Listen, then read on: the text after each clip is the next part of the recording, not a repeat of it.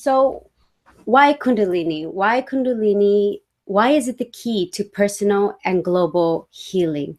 Well, like Mike said, I'm going to take you on a quick little journey to why and what we here at the Emerging Sciences Foundation are doing to bring about the personal and global healing.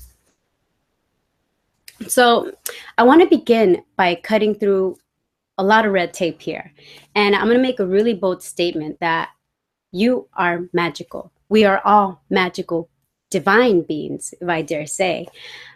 Just the very act of creating or just looking at the room around you, everything that exists around you was first conceptualized in a thought, and then an action was taken, and the whole body was involved to create. That is a magical act. What is also very magical is healing. Healing is a deeply magical process. It is a beautiful transformation that happens within.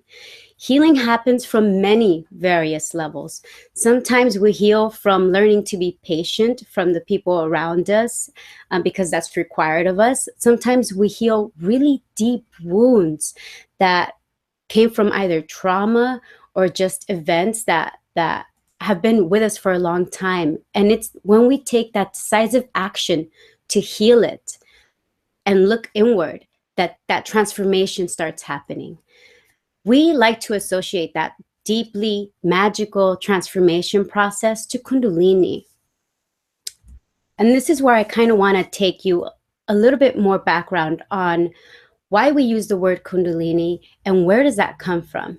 Well, a lot of our research and the theory is based on Gopi Krishna's theory of Kundalini.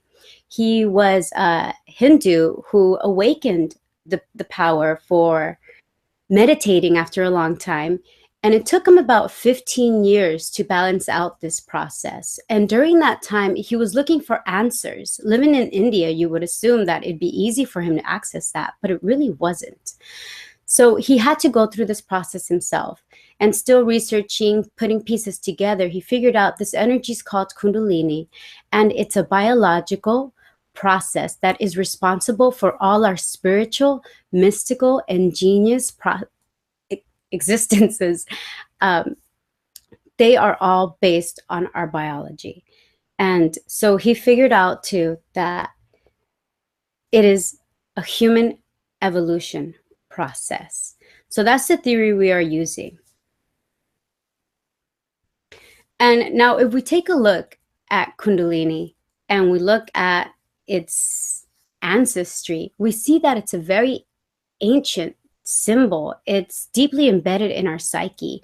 Recently, they found a site in southeastern Turkey called Göbekli Tepe, and there they found a serpent symbology. And we know that serpent symbology is representative of Kundalini. We say this because the serpent is found all over the world, and the symbols all across many cultures are there. And they use the serpent because it's representative of the shedding process, the transformation process. It is of a dying of an old persona and now becoming anew again. And this happens in the healing process, whether it's at a tiny little level or at a whole drastic level. So what are we doing now? What are we at the Emerging Sciences Foundation doing to bring about the personal and global process?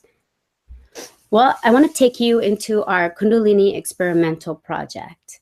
And what we're doing here is we are collecting data from various different angles, surveys and questionnaires and just certain data points.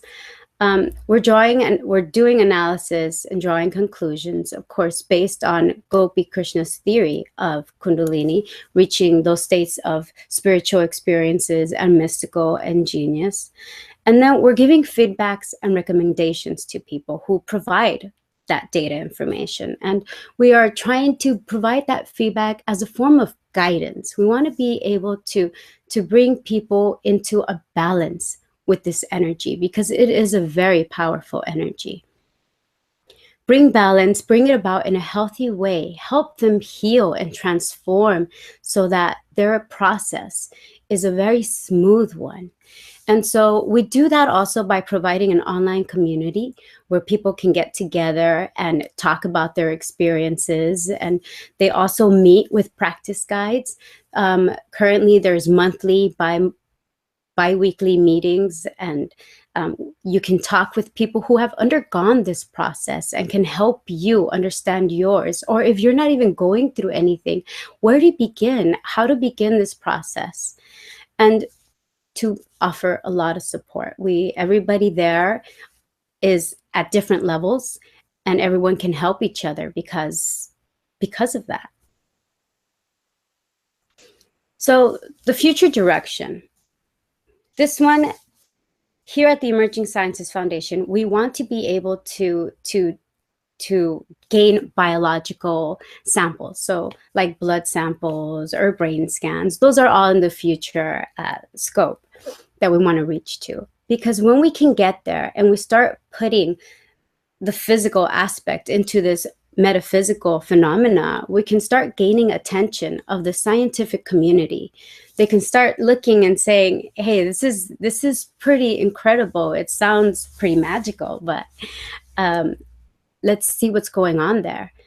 And we also want to make sure that as we're gaining this research and you're undergoing this process, again, that it is very balanced and healthy for you, for us to identify what social structures are best healthier for all of us to undergo this process, so that we can now make Kundalini the new scientific frontier. And so that we can all start looking at it. Just like the whole world was excited to get to the moon, let's make the whole world get excited to understand this mechanism, to respect it, and to help bring about global and personal healing through it. And if you're a scientist, please do join us. Skeptic or not, we would love your feedback. We would love your input in this research.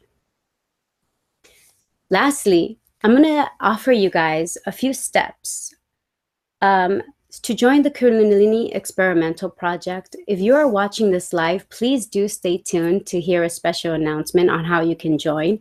If you are not watching this live, there should be a link at the bottom of the page. Through there, we hope that you can start healing deeply. Healing is always a different process for many people. For me, it began with being humble enough to admit when I was wrong, being humble enough to let my pride down, and just, it was a very transformational process. It was beautiful. And it's very magical. The moment you decide to heal, you start applying and practicing. And from one day to another, you don't even have to put the effort anymore. It just happens because it's a magical process. And in doing so, when we heal very deeply, we end up inspiring others. And in this way, you don't have to force yourself or your ideas or your beliefs onto others on why they should follow the path you have, or why they should do differently the way you do. They just notice it from you. They see you and they are just wowed and amazed by how you carry yourself and who you are. And they say, I want to be like them. What is it that you do? How can I become such an amazing person like you? And in this way, we start healing ourselves, our neighbors, our friends, our family, our community, and eventually the world.